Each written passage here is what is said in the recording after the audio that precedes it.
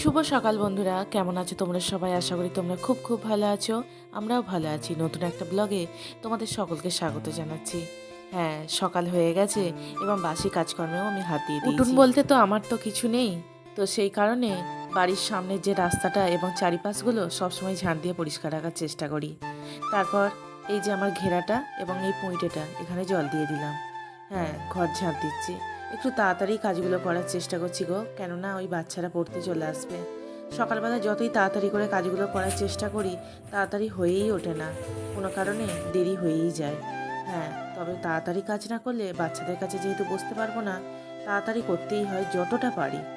তো এখানে এই যে এটার মধ্যে আমি সবজি রাখি, তো যেসব সবজিগুলো ছিল সেগুলোই ভালো করে দেখছি যে ঠিকঠাক আছে কি। সবজি বলতে সেরকম কিছুই ছিল না, লঙ্কা ছিল সেগুলো শুকিয়ে গেছে এবং পেঁয়াজগুলো দেখছি ভালোই আছে। তো ওটা ভালো করে ঝেড়ে ঝুড়ে নিয়ে ওটা পরিষ্কার করবো, মানে ওটা মেজে ঘষে নেবো। সেই কারণে ওটা সরিয়ে রাখলাম, তারপরে এই ঘরটাও ঝাঁট দিয়ে নিচ্ছি। এই অগোছালো সংসারে হয়তো তোমাদের চোখে কোনো জিনিসই পড়বে না, কেননা সত্যিই তো আমার ঘরে দেখানোর মতো কিচ্ছু নেই। কোনো দামি আসবাবপত্র নেই, দামি তো দূরের কথা, সাধারণ থেকে সাধারণ জিনিসপত্রই নেই।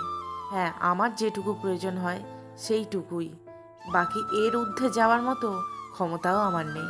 তবে হ্যাঁ, আমি সবসময় চেষ্টা করি যে এই সংসারের সমস্ত জিনিস আমি সাশ্রয় কিভাবে করব। তাতে একটা ছেঁড়া কাপড়ের টুকরোই না হোক।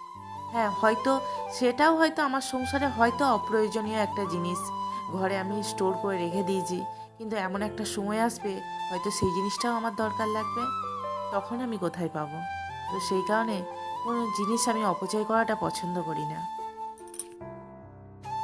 যে মানুষটা ভোরবেলায় অত অন্ধকারে বাসি বিছানা ছেড়ে যখন চলে যায় না, তখন আর কোনো জিনিসটা আমার অপচয় তো দূরের কথা, মানে চেষ্টা করি কিভাবে সেটাকে সাশ্রয় করার। অপচয় তো কোনো প্রশ্নই ওঠে না, মানে এই শব্দটা আমি ব্যবহার করব আমার সংসারে, এটার কোনো প্রশ্নই ওঠে না। বরং চেষ্টা করি যে তার পাশে আমি কি করে দাঁড়াবো। আমি যদি তার কষ্ট না বুঝি তাহলে কে বুঝবে?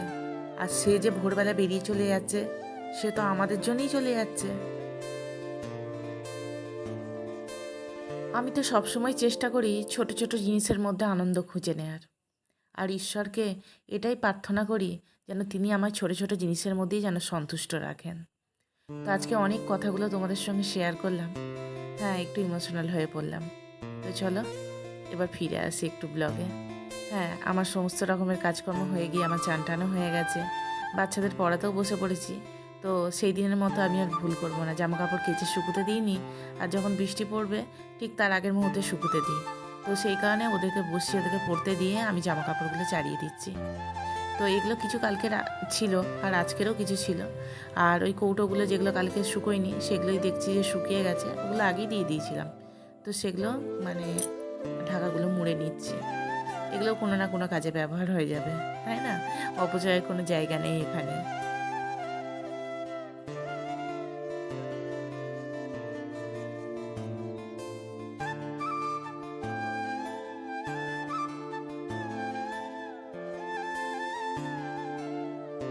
বাচ্চাদের ছুটি হয়ে গেছে, যে যার বাড়ি চলে গেছে। ছাদে খুব সুন্দর হাওয়া দিচ্ছে বলে আমি একটু বসে আছি। তবে হ্যাঁ, ওদিকে মেঘ ধরেছে জানো, আর নিচে নেমে এসে একটু আলুর তরকারি করছি, আর সেই সময় প্রচুর বৃষ্টি।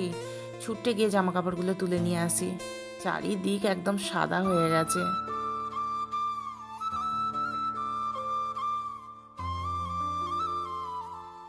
গরম গরম আলুর চচ্চড়ি মুড়ি খেতে আমার বেশ লাগে জানো। তো হ্যাঁ, আমি ভাবছি যে আলুর তরকারি মুড়িটা নিয়ে ওই যে দরজার গোড়ায় গিয়ে বসবো, বৃষ্টি দেখবো আর মুড়ি খাবো।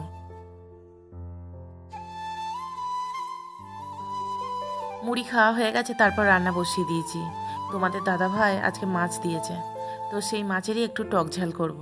আর যেটা ভয় পেয়েছিলাম সেটাই, ছাদে অত হাওয়া দিচ্ছে আর নাইটি পড়বে না, এটা হতে পারে? আসলে ওই যে বলছি না ক্লিপগুলো নষ্ট হয়ে গেছে, তো মনে মনে যেটা ভয় পেয়েছি সেটাই। এখানে রান্না করতে করতে দেখছি যে কখন নাইটি উড়ে এখানে পড়ে গেছে, মানে যখন জামা কাপড় তুলেছি তার আগে পড়ে গেছে, কিন্তু আমি অত বৃষ্টিতে ছুটে গিয়ে জামা কাপড় তুলেছি, আমি না দেখতে পাইনি। রান্না করতে করতে হঠাৎ আমি দেখতে পাই। তো আমি কি করে ওদিকটা যাব, তোমাদের দাদাভাইকে বললাম যে তুমি তো চান করবে, তো নাইটিটা তুলে দাও। তো এদিকে রান্না হয়ে গেছে, আলু সেদ্ধ করেছিলাম, মাছের ডিম ছিল, আর একটু মাছের টক ঝাল। তারপর দুপুরবেলা রেস্ট নিয়ে এই যে বিকেলবেলা পড়তে বসিয়েছিলাম।